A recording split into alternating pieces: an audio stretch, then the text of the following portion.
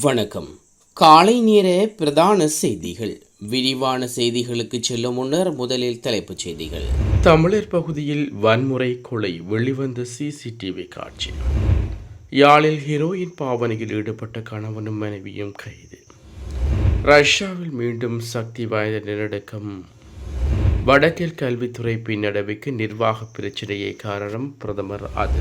திடீரென்று நடுவானில் மாயமான விமானம்.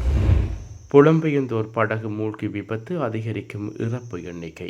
டசின் கணக்கானோர் மாயம். திருகோணமலை உப்புவெளி காவல்துறை பிரிவுக்குட்பட்ட 3ஆம் கட்டு சந்தையில் நேற்றிரவு ஒருவர் அடித்து கொலை செய்யப்பட்டதாக தெரிய வந்துள்ளது.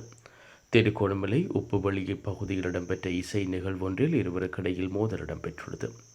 இதன் விளைவாக 33 வயதுடைய நபர் ஒருவர் 3ஆம் கட்டை சந்தையில் வைத்து அதிகாலை 3 மணியளவில் அடித்து கொலை செய்யப்பட்டதாக சிசிடிவி காணொளி மூலம் தெரிய வந்துள்ளது.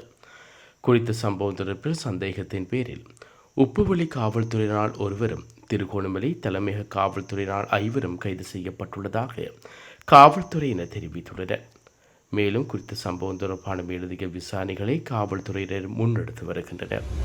சிங்கப்பூரிலிருந்து சென்னை நோக்கி புறப்படைந்த ஏர் இந்தியா விமானத்தில் திடீரென தொழில்நுட்ப கோளாறு ஏற்பட்டதால் விமானம் புறப்பட முடியாமல் ரத்து செய்யப்பட்டுள்ளது. இந்த விமானத்தில் 168 பயணிகள் சென்னைக்கு திரும்பி வந்த நிலையில் இயந்திர பிரச்சினையை தொடர்ந்து விமான பொறியியலாளர்கள் பழுது பார்த்து சரி செய்யும் பணியில் ஈடுபட்டுள்ளனர். எனினும் பழுதை சரி செய்யும் பணிகள் நீடித்ததால் விமானம் ரத்து செய்யப்பட்டுள்ளது. இதனைத் தொடர்ந்து சில பயணிகள் மாற்று விமானங்கள் மூலம் சென்னைக்கு அனுப்பப்பட்டுள்ளதுடன் மீதமுள்ள பயணிகள் சிங்கப்பூரில் தங்க வைக்கப்பட்டுள்ளார்கள். இந்நிலையில் விமான சேவை தாமதமானாலும் ரத்து செய்யப்பட்டாலும் சென்னையை நோக்கி செல்ல திட்டமிட்டிருந்த பயணிகள் கடுமையான சிரமங்களை எதிர்கொண்டதாக தெரிவிக்கப்படுகிறது. இதன்படி விமானம் பழுதை தீர்த்த பிறகு இன்று காலை மீண்டும் சென்னைக்கு புறப்படும் என்றும் அதிகாரிகள் தெரிவித்துள்ளனர். யாழ் குருநகர் பகுதியில் நீண்ட காலமாக ஹீரோயின் பாவனையில் ஈடுபட்டு வந்த கணவனும் மனைவியும் நேற்றைய தினம் கைது செய்யப்பட்டுள்ளனர்.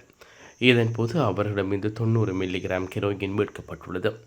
யாழ்ப்பாணம் மாவட்ட சிரேஷ்ட போலீஸ் அத்தியஸ்தகரின் கீழ் இயங்கும் போலீஸ் புலனாய்வு பிரிவிற்கு கிடைத்த ரகசிய தகவலின் அடிப்படையில் யாழ்ப்பாணம் போலீஸ் நிலைய போதை தடுப்பு பிரிவினால் இந்த கைது நடவடிக்கை முன்னெடுக்கப்பட்டுள்ளது. கைது செய்யப்பட்ட இருவரும் போலீஸ் நிலையத்தில் தடுத்து வைக்கப்பட்டு விசாரணைகளுக்கு உட்படுத்தப்பட்டுள்ளனர். விசாரணைகளின் பின்னர் அவர்கள் இருவரையும் நீதிமன்றத்தில் முன்னிலைப்படுத்துவதற்கான நடவடிக்கைகளை போலீசார் மேற்கொண்டு வருகின்றனர். ரஷ்யாவில் சில நாட்கள் இடைவெளியில் அங்கு மீண்டும் ஒரு சக்தி வாய்ந்த நிலநடுக்கம் அதிர்வு ஏற்பட்டுள்ளது. ரஷ்யாவின் குரிஸ் தீவுகளில் சுமார் 6.8 மெக்னியூட் அளவில் வலிமையான நில அதிர்வு ஏற்பட்டுள்ளதாக வெளிநாட்டு ஊடகங்கள் செய்தி வெளியிட்டுள்ளன. இருப்பினும் பின்னர் இந்த நில அதிர்வு 7 மெக்னியூட் அளவில் இருந்ததாக அமெரிக்க புவியியல் ஆய்வு மையம் தெரிவித்துள்ளது. இந்த வலிமையான நில அதிர்வை தொடர்ந்து அங்கு ஆழிப்பேரலை எச்சரிக்கை விடுவிக்கப்பட்ட நிலையில் தற்போது அது நீக்கப்பட்டுள்ளது. இந்த நில அதிர்வால் உயிர் சேதம் அல்லது பொருள் சேதம் குறித்த தகவல்கள் ஏதும் வெளியாகவில்லை. மேலும் கம்சாட்காவில் அருகிலுள்ள அதிக ஆபத்துள்ள கடலோர பகுதிகளில் வசிப்பவர்கள் எச்சரிக்கையுடன் இருக்குமாறும் அறிவுறுத்தப்பட்டுள்ளதாக வெளிநாட்டு செய்திகள் தெரிவிக்கின்றன. வரி செலுத்துவோருக்கு வழங்கப்படும் தனிப்பட்ட அடையாள எண்ணை செல்லுபடியாளும் காலம் நவம்பர் 30 வரை நீடிக்கப்பட்டுள்ளதாக உள்நாட்டு இறைவரி திணைக்களம் அறிவித்துள்ளது. இந்த நீடிப்பு தனிநபர்கள், கூட்டு நிறுவனங்கள் மற்றும் பெரு நிறுவனங்கள் உட்பட அனைத்து வகை வரி செலுத்துவோருக்கும் பொருந்தும். வருவாய் நிர்வாக முகாமைத்துவ தகவல் அமைப்பு மூலம் வரி செலுத்துவோர் கணக்குகளை அணுகுவதற்கு பின் அவசியம்.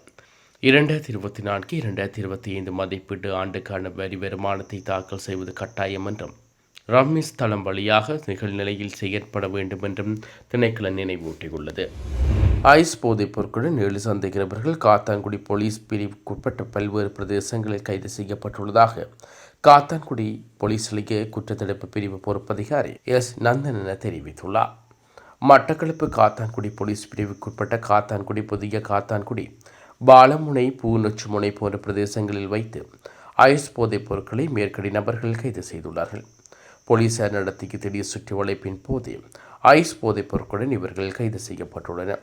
கைது செய்யப்பட்ட நபர்கள் மீது 2520 மில்லிகிராம் ஐஸ் போதைப் பொருள் கைப்பற்றப்பட்டுள்ளது. சந்தேக நபர்கள் மட்டக்களப்பு நீதிவான் நீதிமன்றத்தில் நேற்று காலை ஆஜர்படுத்தப்பட்ட நிலையில் எதிர்வரும் 5ஆம் தேதி வரை விளக்கமறியல் வைக்குமாறு மட்டக்களப்பு நீதிவான் நீதிமன்ற நீதிபதி உத்தரவிட்டுள்ளார். காத்தான்குடி போலீசார் மேலதிக விசாரணைகளை மேற்கொண்டு வருகின்றனர்.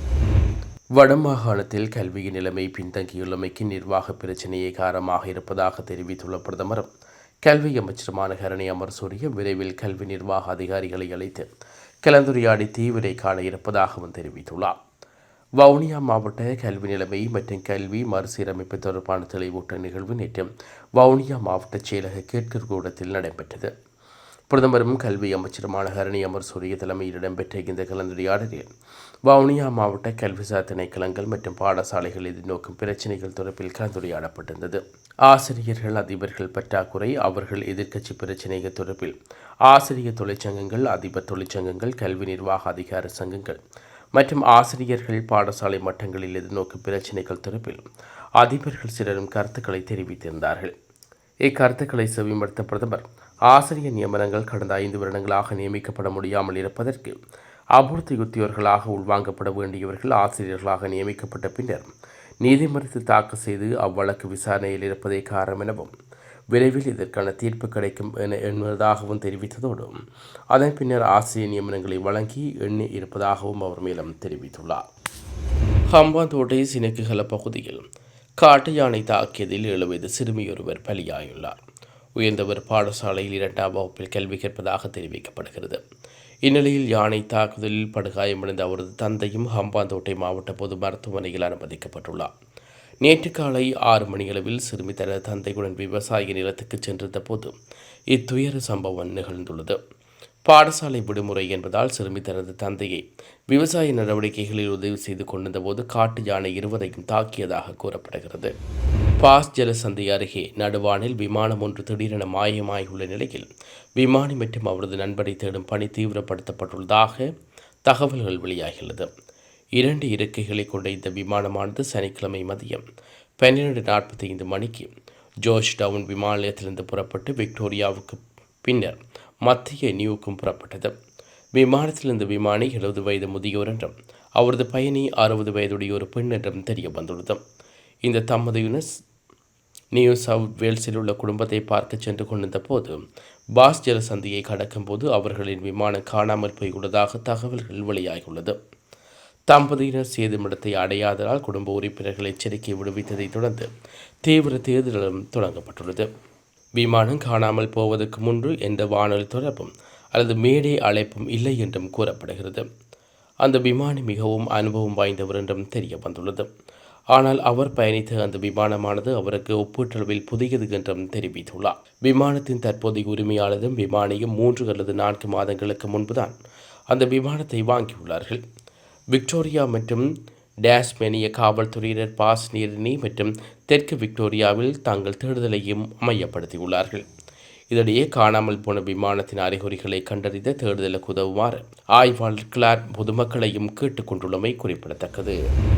சுமார் 180 புலம்பெயர்ந்துடன் பயணமான படகு ஒன்று மோசமான வானிலை காரணமாக ஏமன் கடற்பகுதியில் மூழ்கிய நிலையில் குறைந்தது 54 பேர் மரணமடைந்துள்ளதாக தகவல்கள் வெளியாகியுள்ளது. டசன் கணக்கானோர் மாயமாகியுள்ளதாகவும் சுகாதாரத்துறை அதிகாரிகள் தரப்பு தெரிவித்துள்ளனர்.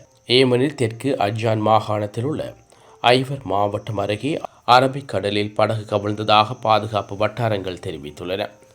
ஞாயிறன்று நடந்த இச்சம்பவத்தில் 9 எதியோப்பியர்கள் மற்றும் ஒரு ஏமன் நாட்டவர்கள் என 10 பேர் உயிருடன் மீட்கப்பட்டதாகவும் ஆனால் டசின் கணக்கானோர் இன்னும் மாயமாகியுள்ளதாகவும் தேடும் நடவடிக்கைகள் தொடர்வதாகவும் அதிகாரிகள் தரப்பில் தெரிவிக்கப்பட்டுள்ளது.